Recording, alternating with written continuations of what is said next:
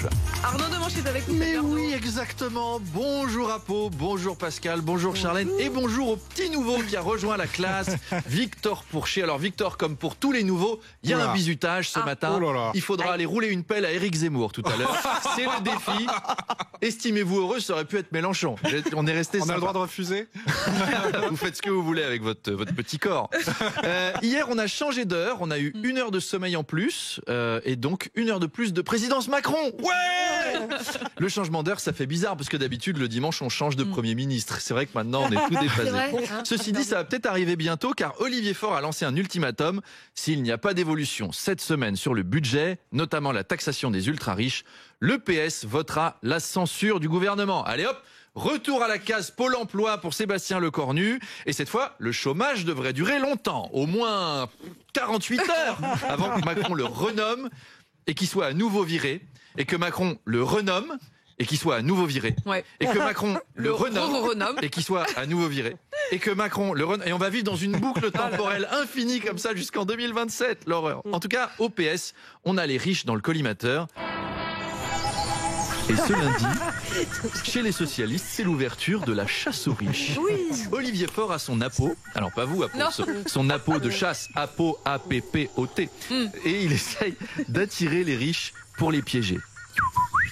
Optimisation fiscale, Patek Philippe, escort girl. Alors parfois, un riche montre le bout de son nez et il faut redoubler d'efforts pour le ferrer. Escort girl mineur. On ne sait jamais si le prince Andrew se réfugie en France. D'ailleurs, en ce moment, les députés rivalisent d'imagination pour de nouvelles taxes. Donc ils sont là. Les gars, si on taxait les tickets restaurants? Oh bah non, moi je pensais plutôt taxer les chèques vacances. On n'a qu'à faire les deux. Jean-Louis, tu peux nous rédiger ça? Attendez les gars, j'ai pas fini la taxe sur les téléchargements de films Netflix. Grouille-toi, sinon je te taxe ta mère. Ah bah moi je te taxe ta grand-mère. Et les mecs, pourquoi on taxerait pas la respiration? Ah ouais, trop bien. Et on va aussi taxer les plus-values. Qu'est-ce qu'il raconte lui? Il est dingue ce mec, d'où il sort. Alors, on en était à la taxe sur les cancéreux. Ça c'est bien, ça c'est top. L'enquête s'accélère après le casse du siècle au Louvre. 2 suspects ont été interpellés. Oui, ils sont actuellement interrogés par Stéphane Bern dans les bureaux de la PJ. Coquin, félon, ville putrelle, où avez-vous caché les joyaux, bande de fesses Mathieu? Maraud, Goupil, fils de chouin, répondez, faquin. Très bien, vous l'aurez voulu. Bourreau, que l'on laisse entrer Rachida Dati. Et Rachida va rentrer avec la disqueuse qu'on a retrouvée après le cambriolage. Alors, je commence par lequel? Qui veut un lifting des genoux? Le ministre de l'Intérieur, Laurent Nunez, se dit opposé à un commissariat au sein du musée du Louvre. De toute façon, est-ce qu'il y a un métier plus ennuyeux que gardien de musée? 8 heures assis sur une chaise à dire chut, chut, merci, merci, chut, chut, chut. Connard, on a dit chut. Je suis pas sûr que ce soit une bonne idée de mettre des policiers de la BAC au Louvre. Chef, il y a une momie qui a essayé de se barrer avec des antiquités égyptiennes. J'ai dû la taser. Merde, c'est le Jacques Lang. Il était venu voir toute sa famille. Non. Alors, tant qu'on parle d'art, Apolline, est-ce que vous êtes allé visiter le Kermit gonflable de la place Vendôme? La grenouille qui monte son derrière? Bah oui, parce que ce week-end, il y avait un énorme ballon gonflable en forme de Kermit la grenouille installé devant le ministère de la Justice. Un Kermit, vous l'avez dit, en levrette, un peu déballonné. Un peu comme quand on a fini d'utiliser notre poupée gonflable, me disait Victor Pourchet qui était invité aujourd'hui.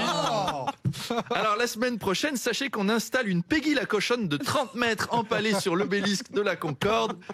Et qu'on exposera une nouvelle levrette, cette fois entre Chewbacca et l'ours Paddington, sous l'Arc de Triomphe. C'est bouleversant. C'est de l'art. Alors pourquoi ce Kermit gonflable?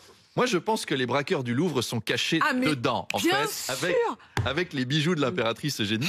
Tout ça fait partie d'une même performance de la FIAC, Apolline. Il y a un artiste contemporain qui va débarquer pour nous expliquer. En fait, quand j'ai fini ma performance à Bucarest, où je me suis cloué les testicules sur une planche à pain en forme de vache, en écoutant de la techno minimale berlinoise, pour dénoncer le génocide au Soudan, une idée très forte, très wunderbar, très wonderful, j'ai eu l'idée de nous interroger sur la transmission artistique, comment la modernité digère la tradition, comment le contemporain avale le classique. J'ai donc braqué des bijoux napoléoniens que j'ai insérés, insert dans le rectum d'une kermite gonflable de la pyramide du Louvre, œuvre mitterrandienne à un kermite qui était la marionnette de Mitterrand dans le bébé de show. Souvenez-vous, appelez-moi Dieu, appelez-moi Dieu. Écoutez, crac, crac, toi ta gueule, ouf, ouf, ouf, le bébé de show, la puissance du texte. Eh bien, je nous réinterroge ainsi sur le devenir de l'héritage politique du président des années 80, de Napoléon à Jean Roucas. J'aurais pu écrire des catalogues entiers pour la FIAC. J'adore ça. Allez, à demain.